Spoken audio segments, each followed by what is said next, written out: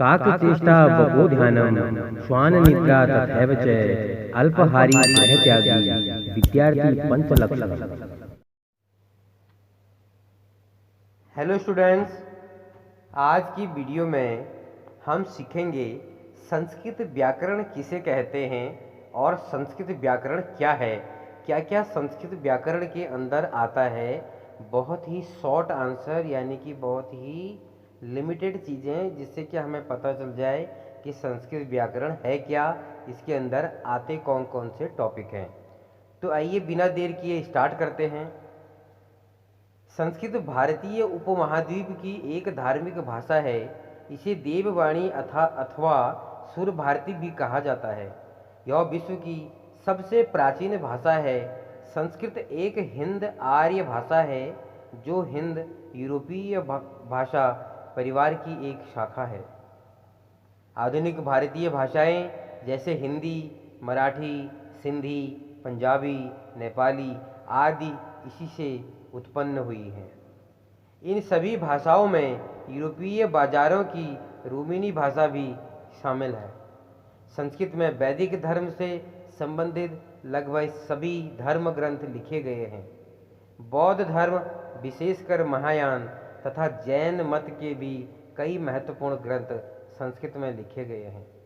आज भी हिंदू धर्म के अधिकतर यज्ञ और पूजा संस्कृत में ही होते हैं।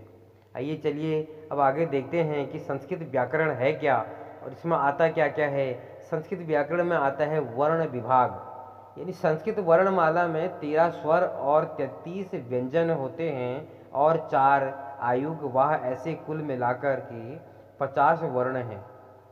स्वर को अच और व्यंजन को हल कहते हैं। अच 13 हल और 33 आयुग, वाह 4 होते हैं। और इसके अंदर आता है माहेश्वर सूत्र। माहेश्वर सूत्र यानी जनक विवरण और इतिहास, ये भी संस्कृत व्याकरण में आता है।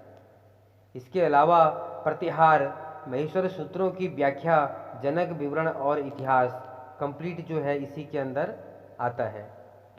संस्कृत संधि, स्वर संधि, व्यंजन संधि, विसर्ग संधि, स्वर्ग यानी अच संधि, हल संधि, ये सारे भी संस्कृत व्याकरण के अंदर आते हैं। पद यानी सार्थक शब्द। इसके अलावा संस्कृत में जो आता है वो है संस्कृत लिंग, वचन, वाक्य, संस्कृत में उपसर्ग, संस्कृत में प्रत्यय, संस्कृत में अव्यय, संस्कृत के पर्यायवाची, विलोम शब्द, समुचित शब्द एवं वाक्य प्रयोग, संस्कृत में कारक, संस्कृत में समास, संस्कृत में वाच्य, संस्कृत में रस, काव्य, सौंदर्य, संस्कृत में अलंकार, काव्य, सौंदर्य, संस्कृत में अनुवाद की कुछ टिप्स भी इसी में इन्हीं के थ्रू हम कर सकते हैं। संस्कृत के प्रमुख साहित्य एवं साहित्यकार भी संस्कृत व्याकरण के अंदर आता है। तो चलिए आज की वीडियो में हमने जाना कि संस्कृत व्याकरण है क्या, कहते किसे हैं, इसके अंदर कौन कौन से टॉपिक आते हैं।